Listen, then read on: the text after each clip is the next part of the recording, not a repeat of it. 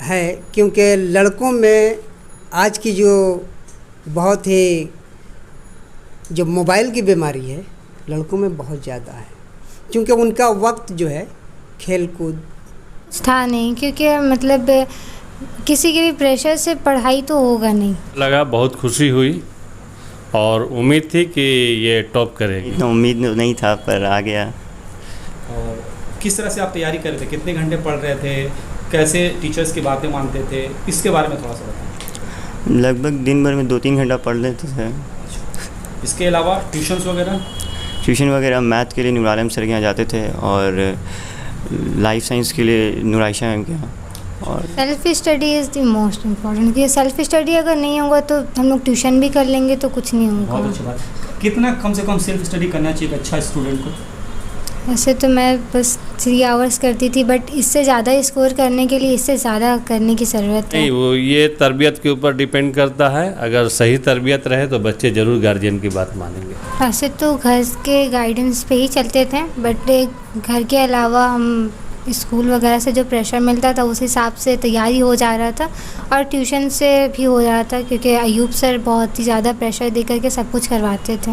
आप देख रहे हैं इंडिया न्यूज, मैं नूर आलम। अभी फ़िलहाल मैं मौजूद हूँ Kamarhatti union collegiate high school में। आपको बता दें, इस साल माध्यमिक के परीक्षा में जितने भी बच्चों ने यहाँ से एग्ज़ाम दिया था सबों ने पास किया, मतलब 100% रिजल्ट हुआ। इस दौरान जो स्कूल के टॉपर्स हैं यहाँ पे आए हैं, उनसे भी हम बात करेंगे। और सबसे 170 मार्क्स। और किस तरह से आपने तैयारियाँ की थी, क्या उम्मीद था कि आप इतना नंबर ला पाएंगे, क्योंकि स्कूल के सेकंड टॉपर आप रहे हैं? नहीं, इतना उम्मीद नहीं था पर आ गया।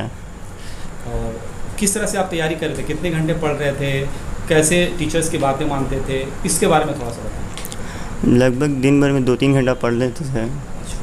इसके अलावा ट्यूशन्स वगैरह? ट्यूशन वगैरह मैथ के लिए नूर आलम सर के यहाँ जाते थे और लाइफ साइंस के लिए नूर आयशा मैम के यहाँ। और इंटरेस्ट है। अच्छा, आगे वाले वक्त में बिजनेस करना है? जी, बहुत बढ़िया, क्योंकि ज़्यादातर लोग जो होते हैं अच्छा नंबर ला करके यूपीएससी या गवर्नमेंट जॉब के बारे में सोचें। आप बिजनेस के बारे में सोचें, बहुत अच्छी बात है। तो बिजनेस में किसी को अपना टाइकून, अपना आइडल मानते हैं कि इसके जैसा मुझे बनना है? नहीं, ऐसा तो कोई नहीं। अपने इस कामयाबी के पीछे किनका योगदान समझते हैं, किनका ज़्यादा कंट्रीब्यूशन रहा? मेरी आप ही का। इसके अलावा? इसके अलावा एक आपकी आप ही क्यों, आपकी आप ही किस तरह से मदद करती थी आप? बहुत सारा गाइडेंस देती थी किस तरह से रेडी पढ़ाई कर रही हैं? जी। कौन से? उस वक्त बहुत ही अच्छा लगा और मेरा नंबर 575 आया था।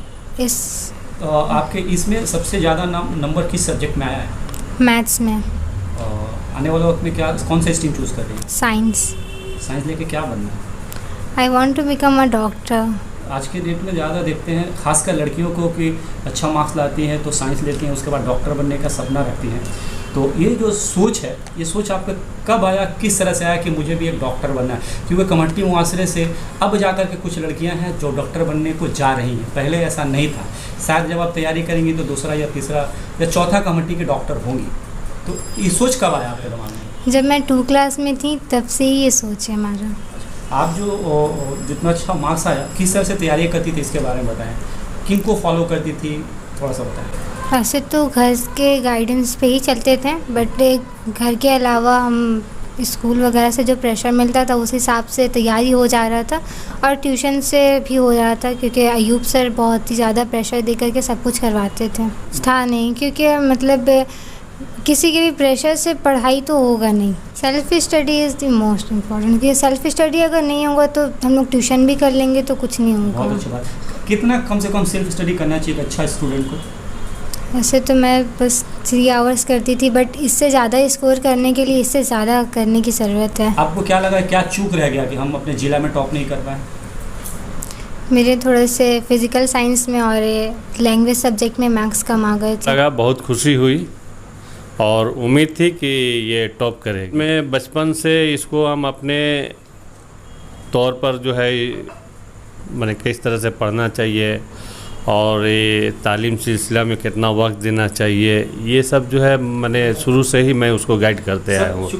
इसलिए उम्मीद है बहुत सारे लोग पढ़े लिखे पूरी है, तमाम गार्जियन चाहे वो पढ़े लिखे हो या ना हो, अपने बच्चों के लिए वक्त निकाले और ज़रूरी है कि बच्चों को टीवी के प्रोग्राम से माने खुद भी बचे और बच्चों को भी बचाए, आज और मोबाइल पर जो है ध्यान दें कि बच्चे ज़्यादा मोबाइल ना देखें, इस्तेमाल ना करें और उसको माने पढ़ने की तरफ राग़िब करें। सर आपने बिल्कुल सही कहा। नहीं, वो ये तरबियत के ऊपर डिपेंड करता है। अगर सही तरबियत रहे तो बच्चे ज़रूर गार्जियन की बात मानेंगे। सबसे पहले हम स्कूल के हेडमास्टर अख्तर सर से बात करेंगे और जानने की कोशिश करेंगे किस तरह से यहाँ पे बच्चों की तालीम दी जाती है, क्योंकि जब मैं स्कूलिंग में पढ़ाई कर रहा था स्कूल में तो उस वक्त सर टीचर हुआ करते थे और इनसे हम पढ़ा करते थे।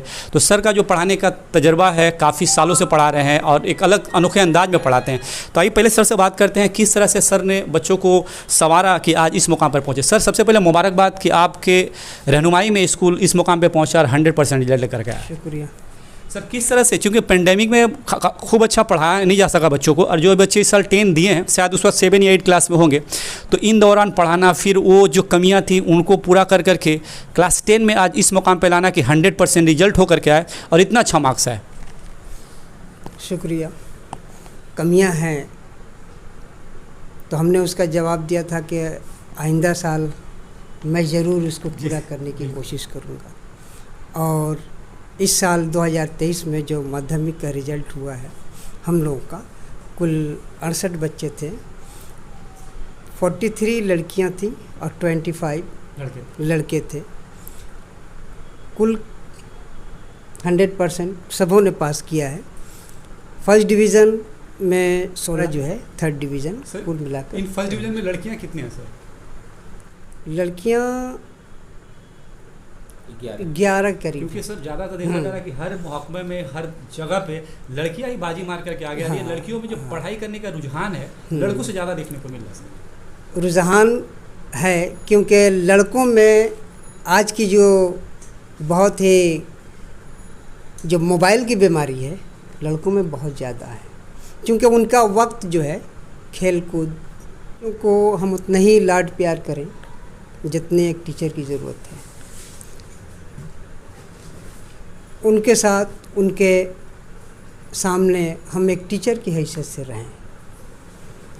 ऐसा ना हो कि उनके सामने अपना रवैया इस तरह हम पेश करें कि लड़के बदजन हो जाएं और रिस्पेक्ट भूल जाएं। क्योंकि अगर हम टीचर हैं तो बच्चों के सामने अगर हम जा रहे हैं तो एक टीचर का कैसा रवैया होना चाहिए, कैसा होना चाहिए, उस हिसाब से रहना चाहिए। अगर बच्चे कुछ गलती भी कर रहे हैं तो उनको बर्दाश्त करके उनको दूसरे एंगल से समझाना बुझाना बहुत ज़रूरी है। ऐसा नहीं कि रिएक्शन हो जाए और इस तरह से हम उनको जो नहीं होना चाहिए वो हम उनको कह दें, कर दें। बच्चे किस तरह से तैयारी करें ताकि वो कामयाबी हासिल करें? आप अपने स्कूल रोज़ाना जाएं, रेगुलरिटी बहुत ज़रूरी है। और हर टीचर जो भी पढ़ाए उस पर ध्यान दे और एक कॉपी ऐसा रखे जिसमें पीरियड वाइज, डे वाइज, तारीख के मुताबिक हर पीरियड में क्या पढ़ाई हुई है उसको नोट करें। और घर जाने के बाद हर पीरियड, हर सब्जेक्ट की जो पढ़ाई हुई है अलग अलग कॉपी में उसको नोट कर लें। हम अपना तजर्बा बता रहे हैं कि जब मैं पढ़ रहा था तो न फिज़िकल साइंस की में परेशानी हुई हमको। फिज़िकल साइंस में हम लाए थे 81 लाए थे उस वक्त लाए थे, और लाइफ साइंस में 60। कुछ भी मैंने इधर उधर झांकने की ज़रूरत नहीं पड़ी। सर जो पढ़ा कर जाते थे, जैसे मिसाल के तौर पर लाइफ साइंस सर पढ़ाते थे, बाज़ाब्ता नक्शे के साथ पढ़ाते थे और नक्शा हम लोग भी बनाते थे। वो बना रहे हैं, हम लोग भी बना रहे हैं। जब वो बना लेते थे हम लोग भी इधर अपना बना रहे हैं, पेंसिल से या पेन से बना रहे हैं, रफ में बना रहे थे। उसके बाद सब कोई उतार लेता था। अब उसके बाद उसको वो डील करते थे, जैसे ब्लड सर्कुलेशन है ना, आज भी मुझे याद है। तो उसके बाद वो डील करते थे किस तरह से हार्ट के ज़रिए से ब्लड सर्कुलेट पूरे बॉडी में होता था। तो उसको घर में आकर उसी वक्त अपने लैंग्वेज में अपने हिसाब से उसको लिख लेते थे। और ऐसा तो नहीं कि हम उनके सामने डंडे लेकर खड़े रहें कि वो लिखें, वो तो घर में लिखना होगा। बिल्कुल। क्लास में सर पढ़ा रहे हैं तो गौर से सुने, गौर से सुनने के बाद उसी बात को घर में जाकर उसको उतार ले। अगर जैसे जैसे दिन गुजरेगा कि आज नहीं उतारें, कल उतार लेंगे, परसों उतार लेंगे, तो नतीजा ये होता है कि उसमें से आहिस्ता आहिस्ता बातें भूलते जाते हैं और उसको जाकर वो एकदम ही टोटली नेगलेक्टेड हो जाता है। इसलिए उसी दिन हर सब्जेक्ट को जाकर अपने फेयर कॉपी में उसको उतारना चाहिए। यहाँ के टीचर जो हैं, अल्लाह का शुक्र है कि 100% रिजल्ट हुआ। यहाँ के जितने भी टीचर हैं सभी मेहनती हैं और क्लास में कोई भी सिवाय पढ़ाने के और कोई काम नहीं करते हैं, सिर्फ पढ़ाते ही हैं। और जो बच्चे समझ नहीं पाते हैं वो अगर सवाल कोई एराइज होता है तो उनको बताते भी हैं। और इधर से कमेटी की तरफ से हम लोगों की भी बहुत ये छूट है कि आप लोग सिर्फ स्कूल को ऊंचाई तक ले जाइए और यही एक ही तरीका है पढ़ाई के ज़रिए। इस वजह से हम सभी टीचरान जो हैं पढ़ाई की तरफ खासी तवज्जो देते हैं। अगर कोई कमी होती है तो हम लोग आपस में बैठकर उसको पूरा करने की कोशिश करते हैं। सर देखा जा रहा है गुज़श्ता 10 सालों से कमेटी में स्टूडेंट्स की क्वालिटी काफ़ी अच्छी से निखर के आई है, चाहे और गवर्नमेंट जॉब को लेकर के हो या अभी कुछ लड़कियां डॉक्टर भी होने को जा रही हैं और एक लड़की हो चुकी है। अभी जिसने आप अलीना फिरदौस का मैंने इंटरव्यू लिया, उसने भी कहा कि मैं डॉक्टर बनना चाहती हूँ। तो अभी कमेटी में तालीम को लेकर काफ़ी अच्छा रुझान है बच्चों में। तो एज ए टीचर आप कमेटी के बच्चों को, खासकर कमेटी के बच्चों को या नॉर्मल जो हमारे व्यूवर्स हैं उनको क्या मैसेज देना चाहेंगे कि आने वाले वक्त में अपने कामयाबी हासिल करके, कामयाबी की जो मेन कुंजी आपको लगती है क्या है? कामयाबी की मेन कुंजी, मेन चाबी ये है कि गार्जियन की सही तरबियत। पढ़ाई तो चल ही रही है मगर तरबियत बहुत ज़रूरी है। तालीम और तरबियत दोनों एक साथ चलते हैं। घर से गार्जियनों को हम कहेंगे कि वो अपने बच्चों की तरफ खासी तवज्जो दें। जैसे एक पेड़ लगाता है आदमी तो हर तरफ जिधर से भी आता है तो उसको देखता है कि कोई मुर्गी उसको टूंग न ले, खा ना जाए, कोई बच्चा नुकसान ना पहुंचाए, सही तौर पर वक्त पर पानी देना। उसी तरह से हमारे बच्चे भी हैं। हर गार्जियन को चाहिए कि बच्चों की तरफ खासी तवज्जो दें। कहीं भी अगर उनसे चूक हो रहा है तो उसको सुधारने की कोशिश करो। और तालीम का रुझान तो बढ़ा ही है, तरबियत की कमी है। ये सर तो इस तरह गार्जियन के लिए बच्चों के लिए है कि अपने गार्जियनों की बात पर तवज्जो दें और गैर ज़रूरी कामों से, जैसे कि गैर ज़रूरी मोबाइल, हालांकि आज की ज़रूरत है मगर मकसद नहीं बनाना चाहिए उसको। ज़रूरत के मुताबिक बहुत सारे ऐसी बातें हैं जो मोबाइल पर आती हैं, उसको देखना भी ज़रूरी है। टेक्नोलॉजी का इस्तेमाल टेक्नोलॉजी को इस्तेमाल हमको करने ना दें। हाँ, टेक्नोलॉजी आपको इस्तेमाल ना करें बल्कि हम टेक्नोलॉजी को ज़रूरत के मुताबिक हम इस्तेमाल करें, उससे इस्तेफ़ादा हासिल करें, फ़ायदा हासिल करें।